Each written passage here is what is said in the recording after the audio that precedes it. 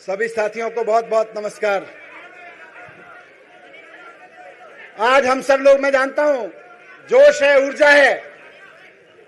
हम सब लोग बहुत खुश हैं। आज आम आदमी पार्टी खुश है, आम आदमी का परिवार खुश है, दिल्ली का और देश का आम आदमी खुश है, क्योंकि हमारे नेता, हमारे भाई, हमारे गुरु, हमारे मार्गदर्शक और इस देश की राजनीति की सबसे बड़ी उम्मीद अरविंद केजरीवाल जी जेल के ताले तोड़ के बाहर आ गए। हम लोग बहुत खुश हैं। हम लोग बहुत खुश हैं और उत्साहित हैं इस बात को लेके, क्योंकि अरविंद केजरीवाल जी सिर्फ आम आदमी पार्टी के कार्यकर्ताओं की नहीं, पूरे देश की उम्मीद है। हर उस आदमी की उम्मीद है जिसको ये लगता है कि उसके घर में जो बच्चा है उसको अच्छी एजुकेशन मिल जाए, उसकी उम्मीद है अरविंद केजरीवाल जी। हर वो आदमी जिसको लगता है कि घर में कोई आदमी बीमार हो तो मुझे सही वक्त पर ऐसा इलाज मिल जाए कि मेरा घर बार ना बिके, इलाज हो जाए आदमी का, उस आदमी की उम्मीद है अरविंद केजरीवाल जी। जो नौकरी करता है, व्यापार करता है, उसको लगता है मैं ईमानदारी से अपनी नौकरी करता रहूं, व्यापार करता रहूं, मुझे रिश्वत ना देनी पड़े सरकारी किसी काम में, मुझे महंगाई से छुटकारा दिला सकेगी कोई राजनीति। हर उस आदमी की उम्मीद है अरविंद केजरीवाल जी। हर वो आदमी आज खुश है जो अपने बच्चों को, अपने परिवार को अच्छे से पालना चाहता है, ईमानदार देश में रहना चाहता है, भारत को लेके एक सपना रखता है कि भारत ईमानदार राजनीतिज्ञों का और ऐसे लोगों का जो देश के लिए विजन रखते हो, पूरे देश को एक मुट्ठी में बांध के रखते हो। और आप देखिए, इतने बड़े संकट में जिस अरविंद केजरीवाल जी ने आम आदमी पार्टी को एकजुट में बांध के रखा, इसीलिए लोग उम्मीद करते हैं कि यही एक आदमी है जो पूरे देश को एकजुट बांध के रख सकते हैं, पूरे देश की एकजुटता को बांध के रख सकते हैं। मैं दिल्ली में घूम रहा हूं, पूरी में, आप सबके बीच विधानसभाओं में आता हूं, लोग गले मिलते हैं, कहते हैं साहब भैया अच्छा हो गया आप आ गए, बड़ा अच्छा किया, गलत कर रहे थे ये लोग आपके साथ, इन्होंने अंत की उतार दी थी। हर माँ, हर बहन, हर बच्चा जब मुझसे गले मिलता है, अपने दिल की बात कहता है, तो उसकी आखिरी लाइन अभी तक सर मुझे यही होती थी, आप आ गए भैया, आप केजरीवाल जी को भी ले आओ जल्दी से। गली गली में, मोहल्ले मोहल्ले में मैंने सुना है, आप आ गए, अब केजरीवाल जी को भी ले आइए जल्दी से। मैं जेल में था तो भगवान का धन्यवाद करता था, ईश्वर का शुक्रगुजार था कि हमें राजनीति में लाके ऐसे नेता के सुपुर्द किया जिसका विजन, जिसकी ईमानदारी और जिसकी टीम लीडरशिप हम सबको भी आगे बढ़ा रही है, हमारे एक एक देश के लोगों को बढ़ा रही है, एक पार्टी कार्यकर्ता नेता के रूप में हम सबको आगे बढ़ा रही है। मुझे शिक्षा मंत्री के रूप में काम करने का मौका मिला, वित्त मंत्री दिल्ली के रूप में काम करने का मौका मिला, उप मुख्यमंत्री के रूप में काम करने का मौका मिला। इसके लिए भगवान का शुक्रिया, लेकिन उससे ज्यादा भगवान का शुक्रिया इसलिए कि उन्होंने अरविंद केजरीवाल जी के नेतृत्व में मुझे काम करने का मौका दिया। ये हमारे लिए बहुत गर्व की बात है। केजरीवाल छूट गए। मैं जेल में था तो बहुत सोचता था कि यार स्कूल बनवाए, अस्पताल बनवाए, ईमानदारी से काम किया। दिल्ली का बजट जो पहले 30,000 करोड़ होता था, सारे उसमें दिल्ली में टैक्स की चोरी होती थी, बड़े बड़े लोग टैक्स की चोरी करते थे, वो चोरी रुकवाई और दिल्ली का बजट 30,000 करोड़ से बढ़ के 60,000 करोड़, 75,000 करोड़ तक पहुंच गया। वैसे में आरोप क्या लगा? बेईमानी का, भ्रष्टाचार का। मैं हंसता भी था और सोचता था यार भ्रष्टाचार ही करना होता तो 30,000 करोड़ का जो बजट 60,000 करोड़ हुआ, उसमें से 1% भी भ्रष्टाचार करते, एक छोड़ दो 0.01% भी भ्रष्टाचार करते तो पार्टी कई पीढ़ियों तक चुनाव लड़ती रहती। 30,000 करोड़ का 0.01% सोच लो तो। कुछ किया ना धरा, जबरदस्ती लगा जेल में आ गए, फिर लगा नहीं, शायद जेल जाने के लिए भगवान ने कहा कि तुम्हारे कुछ नेताओं को जेल भेजूंगा ताकि आम आदमी पार्टी की एकजुटता की परीक्षा हो सके, ताकि आम आदमी पार्टी के धैर्य की परीक्षा हो सके, विजन की परीक्षा हो सके। और आज जब अरविंद केजरीवाल जी हमारे बीच में हैं, मैं कार्यकर्ताओं की तरफ से, एमएलए की तरफ से, एमपीज की तरफ से, अपने पार्षद भाइयों बहनों की तरफ से कहना चाहता हूं, सर अग्नि परीक्षा में हम सब पास हुए हैं। ये सब हमारी अग्नि परीक्षा थी कि तुम्हारे नेता को जेल भेजेंगे। बड़ी बड़ी पार्टियां जब किसी नेता को जेल भेज देते हैं, सरकारें गिर जाती हैं, पार्टियां टूट जाती हैं, लेकिन आम आदमी पार्टी एकजुट रही। क्यों एकजुट रही? इसलिए एकजुट रही क्योंकि कुछ हमारे नेता ने गलत नहीं किया था, हमने गलत नहीं किया था, आपने किसी ने गलत नहीं किया था। अरे आम आदमी पार्टी के नेता तो छोड़ दीजिए, पूरी दिल्ली में मैं बीजेपी वालों को कहता हूं, एक आदमी ढूंढ लाओ जो ये कहो कि आम आदमी पार्टी का कार्यकर्ता है और इसने किसी शराब की दुकान से एक पैसे की भी रिश्वत ली हो, एक पैसा के भी कुछ कार्यकर्ता भी नहीं मिलेगा।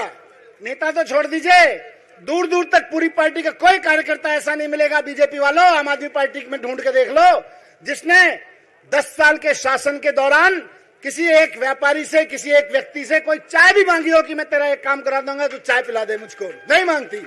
यह है आम आदमी पार्टी की ताकत। झूठे आरोप लगाए गए। दिल्ली, मैं आपको बताता हूं, 6,000 करोड़ रुपए, हाँ जी बहन, 6,000 करोड़ रुपए मिलते थे दिल्ली सरकार को एक्साइज डिपार्टमेंट से, लेकिन नई पॉलिसी में 9,000 करोड़ रुपए कम से कम मिलने की गारंटी हो गई थी। और ये कहते हैं अरविंद केजरीवाल जी ने भ्रष्टाचार कर दिया, मनीष सिसोदिया ने भ्रष्टाचार कर दिया। ये भारतीय जनता पार्टी का इतना बड़ा झूठ, इतना बड़ा झूठ। अगर हम कहते हैं, अभी संदीप भाई कह रहे थे कि आम आदमी पार्टी इस देश के सबसे बड़े राजनीतिक संकट से जूझ रही थी जितना कोई पार्टी कभी नहीं जूझी, तो मैं ये भी कहूंगा कि इसके लिए भारतीय जनता पार्टी देश का सबसे बड़ा राजनीतिक कुचक्र रच रही थी कि एक चुने हुए मुख्यमंत्री को और उसकी टीम को जेल में डालो और पार्टी को खत्म कर दो। लेकिन कहते हैं, वो कहते हैं सत्य ईश्वर है, ईश्वर सत्य है। अगर आप सत्य हो, अगर आप सच्चाई के रास्ते पे चल रहे हो तो आप ईश्वर के रास्ते पे चल रहे हो, और जब आप ईश्वर के रास्ते पे चल रहे हो तो ताकत ईश्वर की आपके साथ होती है। आज ईश्वर की ताकत अरविंद केजरीवाल जी के साथ है, हम सबके साथ है। इन सब ने, भारतीय जनता पार्टी वालों ने शराब घोटाला नाम की एक मनोहर कहानी लिखी थी। उस मनोहर कहानी का आखिरी full stop honourable supreme court में ने अरविंद केजरीवाल जी को जमानत देते हुए लगा दिया। वो कहानी अब खत्म हो गई, वो कहानी अब खत्म हो गई। हमारे लिए सुख है, हैप्पी एंडिंग है, बीजेपी के लिए सैड एंडिंग है।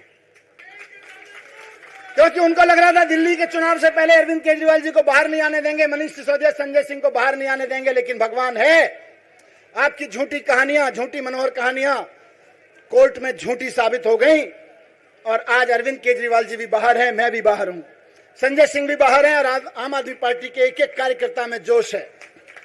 ये बहुत सुखद मौका है हम सबके लिए, हम सबके बीच में, कि आज एक बार फिर हम यहां बैठे हैं, अपने नए पार्टी ऑफिस में बैठे हैं। आज से एक नई यात्रा आम आदमी पार्टी शुरू करेगी, उसी ईमानदारी की लड़ाई की जिसके लिए लड़ने आए थे, उसी देशभक्ति की लड़ाई की जिसके लिए लड़ने आए थे, उसी ईमानदारी वाली सरकार की जिसके लिए लड़ने आए थे। आज से एक नई यात्रा यहां से शुरू करेगी और मैं उम्मीद करता हूं कि आम आदमी पार्टी का एक एक कार्यकर्ता, एक एक साथी इसमें कदम से कदम मिलाते हुए अरविंद केजरीवाल जी के साथ चलेगा, हम सबके साथ चलेगा। मैं एक छोटा सा आदमी, गांव में, मेरा गांव है उत्तर प्रदेश के हापुड़ जिले में, अभी हापुड़ पहले गाजियाबाद होता था। मेरे फादर टीचर थे, गांव में मैंने पढ़ाई की। दूर दूर तक कभी नहीं सोचता था कि कभी राजनीति में जाऊंगा। राजनीति में जाऊंगा तो छोड़ दो, मुझे याद है हमारे गांव में कोई नेता भी आता था तो हमें लगता था क्या हो गया, ये तो बड़ा आदमी कोई आ गया, वैसी जिंदगी जी रहे थे। वहां से स्कूलिंग करने के बाद जब दिल्ली आया तो पत्रकारिता करने आया था, रेडियो में काम किया, टीवी में काम किया, लेकिन तब भी नहीं सोचा था कि कभी राजनीति में आएंगे या सरकार में आएंगे, मंत्री उप मुख्यमंत्री बनेंगे। लेकिन आपके प्यार, आपकी मेहनत, आपने जो सड़कों पे लड़ाई लड़ी उसकी मेहनत की बदौलत और दिल्ली की जनता के प्यार की बदौलत और अरविंद केजरीवाल जी के प्रति भरोसे की बदौलत, एक उम्मीद जो अरविंद केजरीवाल जी देते हैं देश के आम आदमी को, उसकी बदौलत मुझ जैसे आदमी को, जो उत्तर प्रदेश के गांव से उठ के आया था, सामान्य टीचर का बेटा था, दिल्ली का शिक्षा मंत्री बनने के रूप में काम करने का मौका मिला। और ऐसा काम करने का मौका मिला क्योंकि विजन यहां से आता था, फ्रीडम यहां से आती थी, अधिकार यहां से आता था कि काम करो, मार्गदर्शन यहां से आता था। तो उसके बाद ऐसा काम करने का मौका मिला कि आज कश्मीर से लेकर कन्याकुमारी तक आप बात करिए तो ढाबे पे बैठ के भी बात करेंगे और आप बता देंगे कि मैं दिल्ली से हूं, तो लोग कहेंगे यार वहां पे शिक्षा में बड़ा अच्छा काम हो रहा है, केजरीवाल जी बड़ा अच्छा काम कर रहे हैं। कहेंगे कि नहीं कहेंगे? आप लोग जाते रहते हैं कहीं भी, उत्तराखंड में, कश्मीर में, कन्याकुमारी में, नागालैंड में, कहीं चले जाओ, किसी ढाबे पे भी बात करोगे, वहां भी ढाबे का चाय पिलाने वाला भी कह देगा जी मैंने सुना है केजरीवाल जी अच्छा काम कर रहे हैं दिल्ली में, है कि नहीं? हमें उस टीम का हिस्सा होने का मौका मिला, उस बदलाव के हिस्सा होने का मौका मिला। इससे बड़ा सौभाग्य आदमी का क्या हो सकता है, राजनीति में आने के बाद क्या हो सकता है। तो मैं बहुत शुक्रगुजार हूं भगवान का कि उन्होंने ये मौका दिया। मैंने जेल के मौके को भी, जब मुझे जेल में रहने का मौका मिला तो मैंने सोचा कि इसको भी अवसर के रूप में इस्तेमाल किया जाए। इसमें भी कहीं कोई पीड़ा नहीं है, ना दुखी हुए, ना कष्ट किया, कष्ट उठाया, कष्ट समझा इस चीज को। बस यही लगा कि भगवान ने मौका दिया है, कुछ पढ़ लो, कुछ समझ लो, कुछ ध्यान कर लो और आगे की लड़ाई के लिए तैयार हो जाओ। आगे के लिए सड़कों पे चप्पल घिसके जो काम हम करते रहे उसके लिए तैयार हो जाओ। मुझसे बहुत लोग आके बीच में कहते थे, देखो ये घोटाला वोटाला तो है नहीं, हमें भी पता है। इनके लोग भी आते थे, वो कहते थे घोटाला वोटाला तो कुछ देखो है नहीं, हमारी मनोहर कहानी है, आप ऐसा कर लो, वैसा कर लो, देख लो, नहीं तो जेल में सड़ जाओगे। मैं उनसे कहता था, मैं जंतर मंतर पे अखबार बिछा के सोया हूं आंदोलन में अरविंद केजरीवाल जी के साथ में। और जो आदमी जंतर मंतर पे अखबार बिछा के आंदोलन कर सकता है, उसके लिए जेल में कम से कम एडिशनल फैसिलिटी है कि वहां एक दरी मिलती है और सर पे पंखा भी था। जंतर मंतर में तो सर पे पंखा भी नहीं होता था। मैं इनको कह देता था कि तुम अपनी सरकारी सिस्टम, अपने ऑफर, अपने प्रस्ताव सब अपने पास रखो, मुझे जरूरत पड़ेगी मैं तो पंखा हटवा के जंतर मंतर पे भी जाके सो जाऊंगा, मुझे कोई झंझट नहीं है। और आज उसकी बदौलत आम आदमी पार्टी का परिवार एक बार फिर से खुशहाल हो रहा है। सबके चेहरे पर, आपके चेहरे पे खुशियां ही खुशियां दिखाई दे रही हैं। बस जोर से नारा लगा के एक बार मुझे बताइए कितने खुश हैं सब लोग। आवाज टीवी के माध्यम से पूरे देश में जा रही है आपकी, इस आवाज को पहुंचाइए। भारत माता की इंकलाब, इंकलाब, आम आदमी पार्टी, आम आदमी पार्टी, अरविंद केजरीवाल, अरविंद केजरीवाल, भ्रष्टाचार का एक ही काल। बहुत कोशिश की है इन लोगों ने ये दिखाने की कि देखो ये जो नारा 2014 में लगा था फीका पड़ गया, लेकिन बताओ फीका पड़ा है कि नहीं पड़ा। भ्रष्टाचार का एक ही काल, भ्रष्टाचार का एक ही काल, भ्रष्टाचार का एक ही काल। बहुत बहुत धन्यवाद। बहुत बहुत धन्यवाद मनीष सिसोदिया जी। अब मैं ऐसे व्यक्ति को बुलाना चाहूंगा जिन्होंने इस देश को एक नई राजनीति दी, जिन्होंने ऐसी सोच बनाई, ऐसी सोच रखी जो कोई सोच भी नहीं सकता था। मैं सीधे आपके बीच आमंत्रित करना चाहूंगा हम सबके नेता माननीय श्री अरविंद केजरीवाल जी को।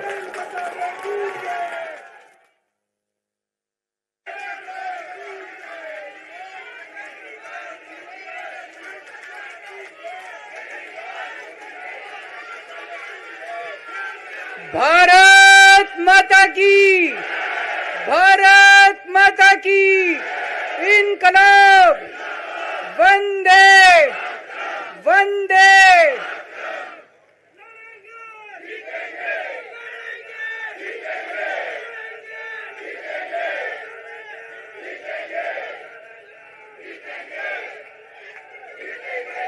मंच पे बैठे हुए मेरे सभी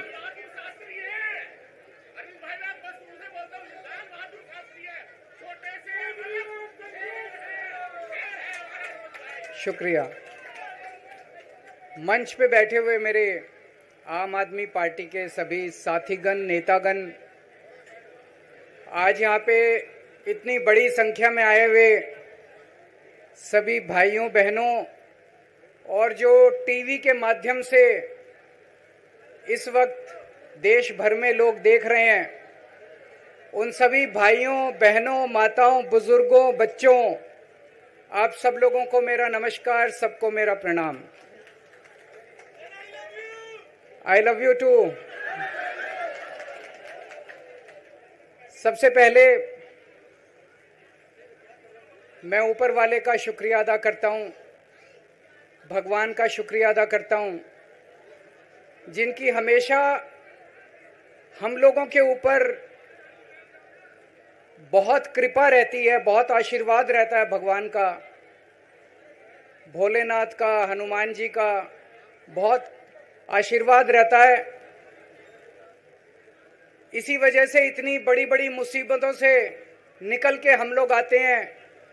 इतने बड़े बड़े सामने हमारे दुश्मन हैं जिनसे लड़के हम लोग सफल होते हैं। एक छोटी सी पार्टी जिसने इस देश की राजनीति बदल के रख दी। मैं इसीलिए सबसे पहले ऊपर वाले का पूरे सम्मान के साथ शुक्रिया अदा करता हूं और आशीर्वाद चाहता हूं।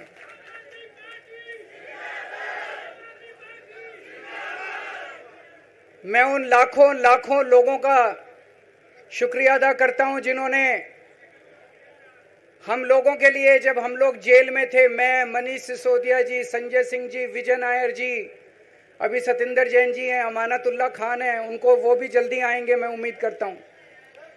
जिन जिन लोगों ने हमारे लिए दुआएं की, मन्नतें मांगी, मंदिर मस्जिद गिरजे गुरुद्वारे गए, उन सब लोगों का मैं तहे दिल से शुक्रिया अदा करता हूं।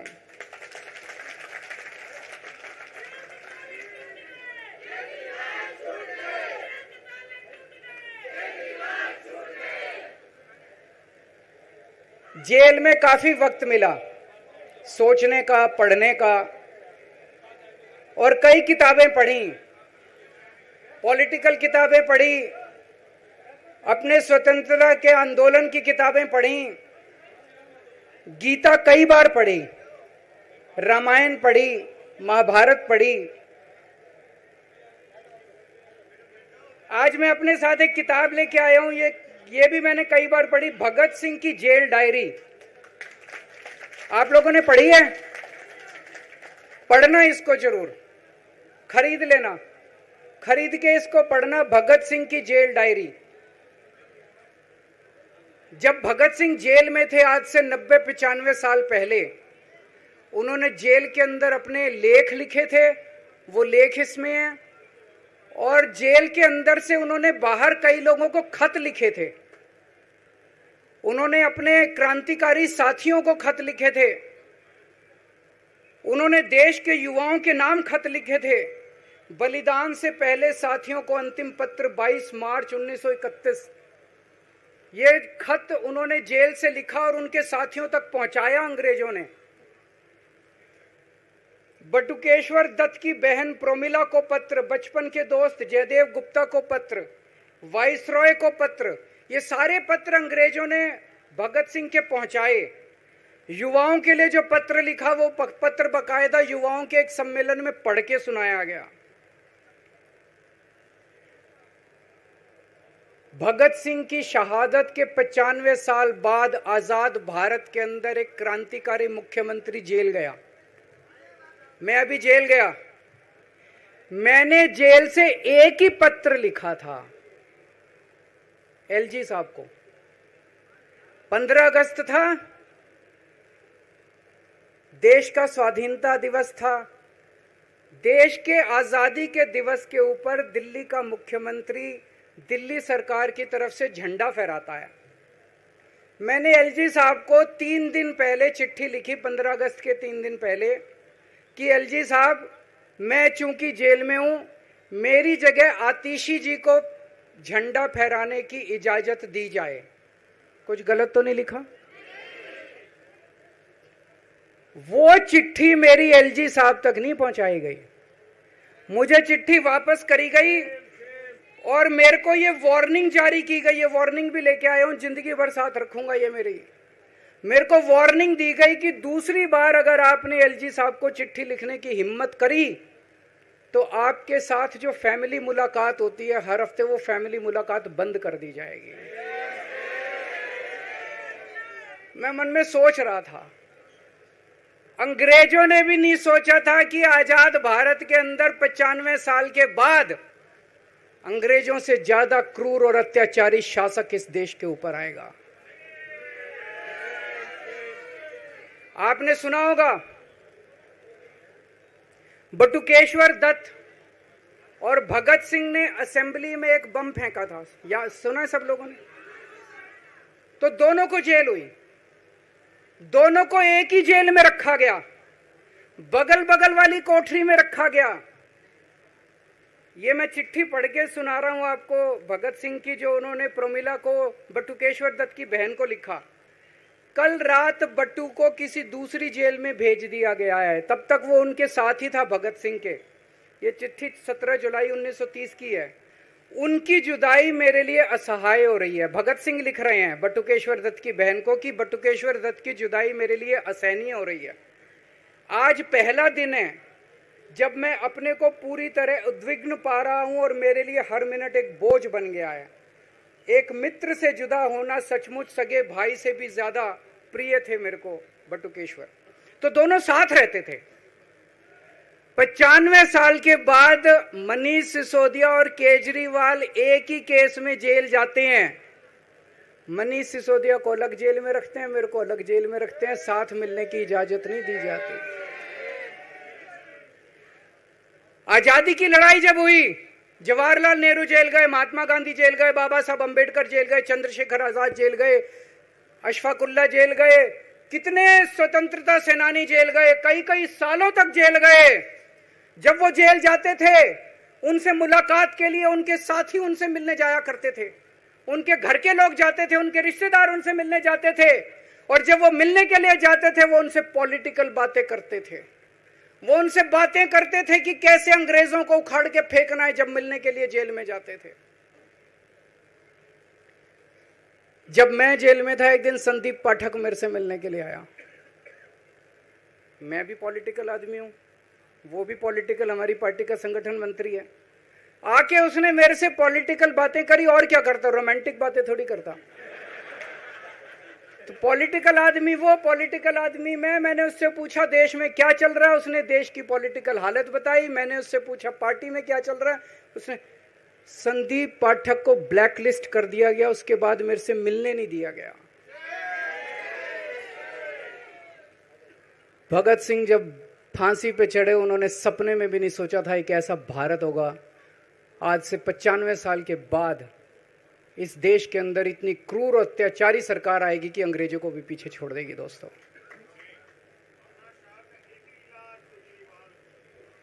मुझे जेल क्यों भेजा इन लोगों ने? ऐसा नहीं कि केजरीवाल ने कोई भ्रष्टाचार किया, वो इनको भी पता है, मेरे को भी पता है, आपको भी पता है। इन्होंने जेल क्यों भेजा मेरे को? इनका मकसद था आम आदमी पार्टी को तोड़ना। इनका मकसद था केजरीवाल के हौसले को तोड़ना, केजरीवाल की हिम्मत को तोड़ना। इन्होंने फॉर्मूला बना रखा है। आप देख रहे हो किस तरह से एमएलए तोड़ दो, एमएलए खरीद लो, ईडी भेज के डरा दो, सीबीआई भेज के डरा दो, फर्जी केस कर दो, जेल में डाल दो, पार्टी तोड़ दो। महाराष्ट्र में कैसे उन्होंने 2-2 राष्ट्रीय पार्टियां तोड़ दी। पार्टी तोड़ दो, सरकारें गिरा दो और अपनी सरकार बना लो। इनको यह लग रहा था केजरीवाल को जेल भेज देंगे तो दिल्ली में इनकी पार्टी टूट जाएगी, दिल्ली में बीजेपी की सरकार बना लेंगे। इनको लग रहा था पंजाब की सरकार तोड़ के पंजाब में हम अपनी सरकार बना लेंगे, इनके एमएलए तोड़ लेंगे। लेकिन हमारी पार्टी नहीं टूटी, हमारे एमएलए नहीं टूटे, हमारे एमएलए तो छोड़ो, कार्यकर्ता भी नहीं टूटे।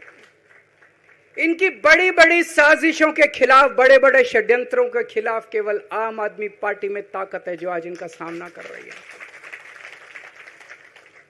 इनको लगा केजरीवाल के हौसले तोड़ देंगे। आज मैं आपके सामने खड़ा हूं और मैं पूरे विश्वास के साथ कह रहा हूं कि जेल के इन 150-200 दिन जो मैं जेल में रहा, इन दिनों ने मेरे हौसले को और 100 गुना बढ़ा दिया है, कम करने की बजाय। ये लोग पूछते हैं कि केजरीवाल जब जेल में था इसने इस्तीफा क्यों दिया, क्यों नहीं दिया? जेल में से सीएम के पद से इस्तीफा क्यों नहीं दिया? मैंने इस्तीफा इसलिए नहीं दिया क्योंकि मैं देश के जनतंत्र को बचाना चाहता था। इन्हें जो इतने फॉर्मूले बना रखे हैं, एमएलए तोड़ दो, पार्टियां तोड़ दो, एमएलए खरीद लो, डरा दो। अब एक फॉर्मूला और इन्होंने नया बनाया है। जहां जहां ये चुनाव हारे, वहां वहां के मुख्यमंत्री पे फर्जी केस करके उसको गिरफ्तार कर लो और उसकी सरकार गिरा दो। अगर मैं इस्तीफा दे देता, अगर मैं हेमंत सोरेन साहब ने इस्तीफा दिया, मैं भी इस्तीफा दे देता। इन्होंने सीतारमैया पे भी अभी केस किया है, इस सीतारमैया साहब के ऊपर। इन्होंने पिनाराई विजयन के ऊपर भी केस कर रखे हैं, ममता दीदी के ऊपर केस कर रखे हैं। ये एक ऑपोजिशन के मुख्यमंत्री को नहीं छोड़ते, एक एक को पकड़ के फर्जी केस कर करके उनको जेल में डाल देते और एक एक की सरकार गिरा देते। मैं जेल में गया, अभी 10 दिन पहले सुप्रीम कोर्ट की एक बेंच ने पूछा सरकार से कि जेल के अंदर से सरकार क्यों नहीं चल सकती। बड़ा आप लोगों ने अखबार में, सुप्रीम कोर्ट ने पूछा है केंद्र सरकार से कि जेल के अंदर से सरकार क्यों नहीं चल सकती, तो जेल के अंदर से सरकार साबित कर दिया हमने। अब मैं देश के सारे नॉन बीजेपी मुख्यमंत्रियों से हाथ जोड़ के विनती करना चाहता हूं, अब अगर प्रधानमंत्री जी हिम्मत करें आप पे फर्जी केस करके आपको जेल में डालें, इस्तीफा मत देना, किसी हालत में इस्तीफा मत देना। जेल से सरकार चलाना हम सबको मिलके, ऐसा नहीं कि हम पद के लालची हैं, ऐसा नहीं कि मुख्यमंत्री पद हमारे लिए महत्वपूर्ण है, इसलिए क्योंकि हमारे लिए हमारा संविधान जरूरी है, हमारा देश जरूरी है, जनतंत्र जरूरी है, जनतंत्र को बचाना जरूरी है। इतने भारी बहुमत से जीती हुई सरकार, एक बार 70 में से 67 सीट आई, एक बार 70 में से 62 सीट आई, और आप पकड़ के जेल में डाल दोगे और कहोगे इस्तीफा दे। मैं सारे मुख्यमंत्रियों से आज हाथ जोड़ के विनती करना चाहता हूं, इनका ये नया फॉर्मूला भी आम आदमी पार्टी ने फेल कर दिया है, जो इन्होंने नया फॉर्मूला बनाया।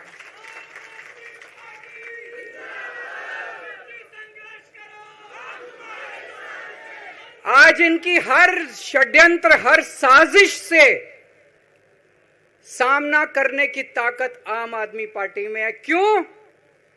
क्योंकि हम ईमानदार हैं।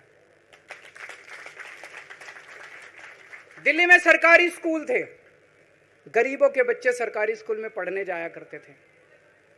सरकारी स्कूलों की हालत बहुत खराब थी, गरीबों के बच्चों का कोई भविष्य नहीं था। 16 लाख बच्चे दिल्ली के सरकारी स्कूलों में पढ़ते थे। टूटे फूटे टिन के स्कूल थे, डिब्बे थे, स्कूल क्या डिब्बे थे, कोई पढ़ाई नहीं होती थी, गरीबों के बच्चों का भविष्य खराब था।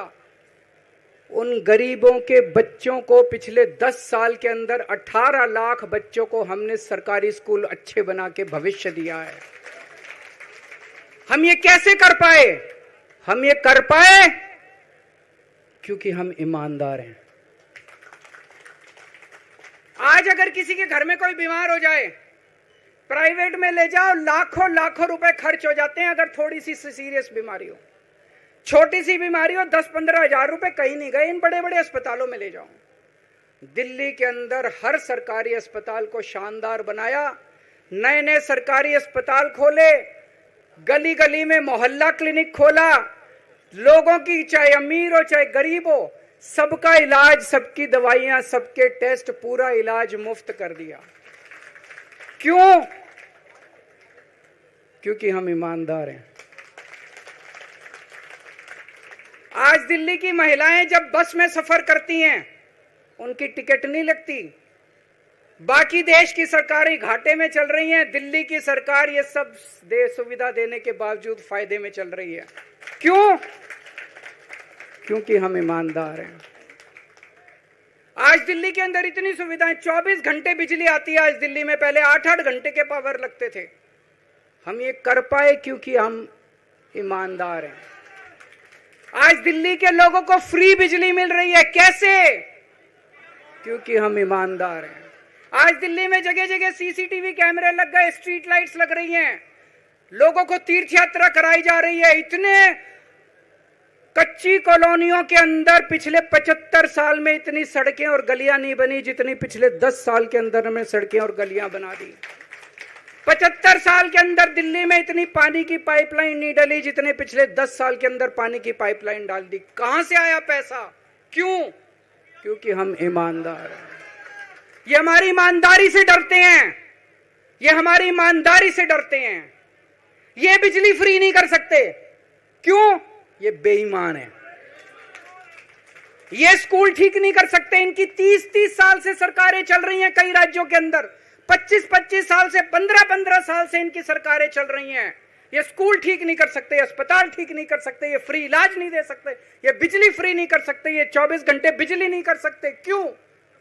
ये बेईमान, ये बेईमान है। आज इन्होंने ईडी छोड़ दी, इनकम टैक्स छोड़ दिया, दिल्ली पुलिस छोड़ दी, इतने केस कर दिए हमारे ऊपर, और हम डट के खड़े हैं इनके खिलाफ, इनका मुकाबला कर रहे हैं क्योंकि हम ईमानदार हैं। इसलिए ये मेरे को बेईमान साबित करना चाहते हैं, ये मेरे को बेईमान साबित करना चाहते हैं। मेरे ऊपर कीचड़ फेंक रहे हैं, मेरे ऊपर लांछन लगा रहे हैं, मुझे सुबह शाम गालियां देते हैं, लेकिन मेरे लिए बीजेपी इंपॉर्टेंट नहीं है, मेरे लिए आप लोग इंपॉर्टेंट हो। अगर देश की जनता, दिल्ली की जनता को लगता है केजरीवाल बेईमान है, मैं 1 मिनट के लिए सीएम की कुर्सी पे भी नहीं बैठूंगा। 1 मिनट के लिए मैं बैठने को तैयार नहीं। मैंने अपने जीवन में कुछ नहीं कमाया, मेरा बैंक अकाउंट खाली है, हमारी पार्टी का बैंक अकाउंट खाली है। मैंने जिंदगी में कुछ नहीं कमाया, अपनी इज्जत और अपनी ईमानदारी के सिवा मेरे पास कुछ नहीं आया। इनकम टैक्स में कमिश्नर की नौकरी करता था, 2000 में नौकरी छोड़ के सन 2000 से 2010 तक 10 साल मैंने दिल्ली की झुग्गियों के अंदर बिताए हैं। कुछ महीने दिल्ली की झुग्गियों में जाके रहा मैं, झुग्गी के अंदर, नंद नगरी सुंदर नगरी की झुग्गियों के अंदर मैंने गली गली में खाक छानी है कि गरीब आदमी रहता कैसे, उसके घर का गुजारा कैसे चलता है। अगर पैसे कमाने हो तो इनकम टैक्स कमिश्नर की नौकरी बुरी नहीं थी। और जब मैंने नौकरी छोड़ी थी तब कोई पार्टी नहीं थी, कुछ नहीं थी। ऐसा नहीं था कि उस टाइम ये था मुख्यमंत्री बनने चला था या कोई पार्टी, कुछ नहीं था, कोई भविष्य नहीं था, केवल देश के लिए जुनून था कि देश के लिए कुछ करना है, देश के लिए कुछ करने हैं। 49 दिन की सरकार के बाद इस्तीफा दिया था, अपने असूलों के लिए इस्तीफा दिया था। किसी ने इस्तीफा मांगा नहीं था, अपने आप इस्तीफा दिया था। आज के तारीख में, आज के जमाने में कोई अपनी चपरासी की नौकरी नहीं छोड़ता। मैंने मुख्यमंत्री की कुर्सी छोड़ी थी, अपने आप छोड़ी थी। ना पद का लालच है, ना दौलत का लालच है, केवल देश के लिए कुछ करने का जुनून है, देश के लिए कुछ करने के लिए आए हैं।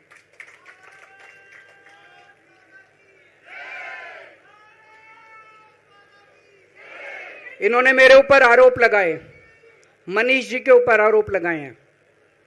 इस देश का जो सबसे कठोर कानून है, ईडी का कानून, पीएमएलए, जिसमें बेल भी नहीं मिलती, बेल मिलनी भी मुश्किल है, उसके अंदर हमारे ऊपर तरह तरह के इन लोगों ने आरोप लगाए हैं।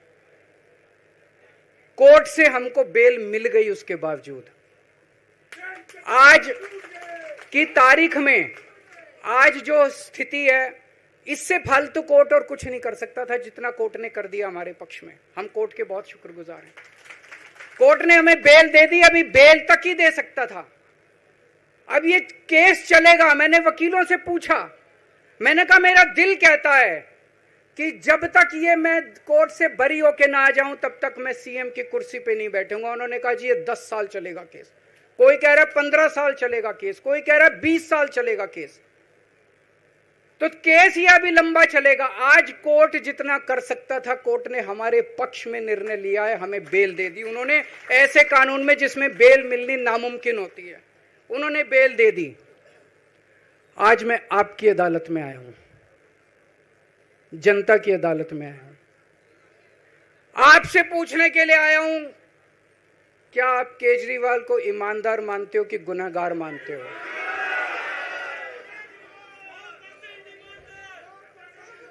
मैं दिल्ली की जनता से पूछना चाहता हूं, मैं देश की जनता से पूछना चाहता हूं कि क्या केजरीवाल ईमानदार है कि गुनहगार है? दोस्तों, 2 दिन के बाद, आज से 2 दिन के बाद मैं सीएम की कुर्सी से इस्तीफा देने जा रहा हूं।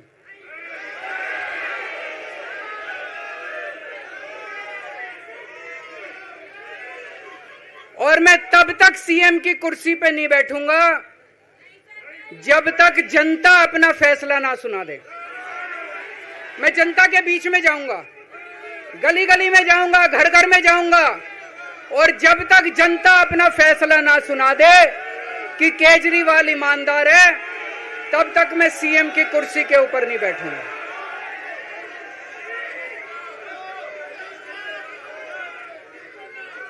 आज से कुछ महीने बाद चुनाव है, दिल्ली के चुनाव है।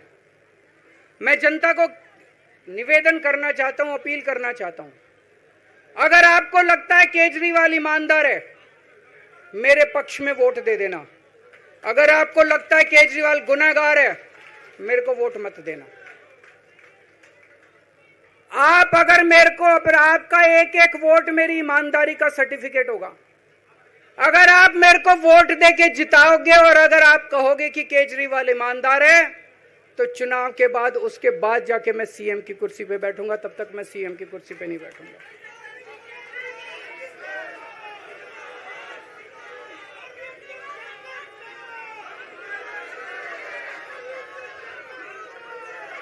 आपको लग रहा होगा अभी अभी जेल से रिहा होके आया है, ये कैसा क्यों बोल रहा है? अभी अभी जेल से रिहाई होके आया है, अब ये इस्तीफा क्यों दे रहा है? इन्होंने मेरे ऊपर आरोप लगाया है, इन्होंने आरोप लगाया है कि केजरीवाल चोर है, इन्होंने आरोप लगाया है केजरीवाल भ्रष्टाचारी है, इन्होंने आरोप लगाया है केजरीवाल ने भारत माता के साथ धोखा किया है। ये करने के लिए नहीं आया था मैं, सत्ता से पैसा और पैसे से सत्ता, इस खेल के खेलने के लिए मैं नहीं आया था, मैं देश के लिए कुछ करने के लिए आया था। जब 14 साल के बाद भगवान राम वनवास से लौटे, सीता मैया को अग्नि परीक्षा देनी पड़ी थी। आज मैं जेल से आया हूं, मैं अपनी अग्नि परीक्षा देने के लिए तैयार हूं।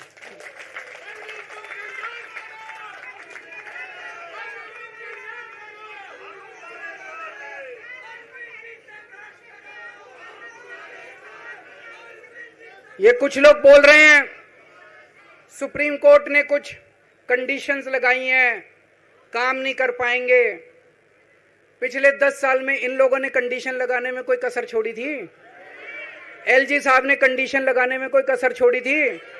केंद्र सरकार ने 1 कानून, 2 कानून, 3 कानून, कानून पे कानून डाल के मेरी पावर छीन ली, पर आपके काम बंद नहीं होने दिए मैंने। ये कंडीशन हमारे लिए कोई वो नहीं रखती, कोई हमारे लिए अड़चन पैदा नहीं करती ये कंडीशन। इन कंडीशन को भी देख लेंगे, लेकिन मेरे लिए जो मायने रखता है वो है मैंने अपनी जिंदगी में ईमानदारी कमाई है।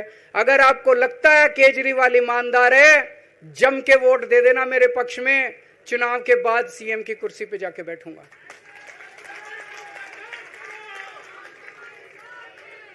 फरवरी में चुनाव है। आज इस मंच से मैं मांग करता हूं कि ये चुनाव नवंबर में कराए जाएं, महाराष्ट्र के साथ कराए जाएं, तुरंत कराए जाएं चुनाव। और जब तक आपका फैसला नहीं आएगा तब तक मैं जिम्मेदारी नहीं संभालूंगा। और मैं जब तक चुनाव नहीं होते, मैंने जैसे बताया 2 दिन के बाद मैं अपना इस्तीफा दूंगा। जब तक चुनाव नहीं होते तब तक मेरी जगह आम आदमी पार्टी से कोई और मुख्यमंत्री बनेगा। अगले 2-3 दिन के अंदर विधायक दल की मीटिंग होगी और विधायक दल की मीटिंग में अगले मुख्यमंत्री के नाम का तय किया जाएगा।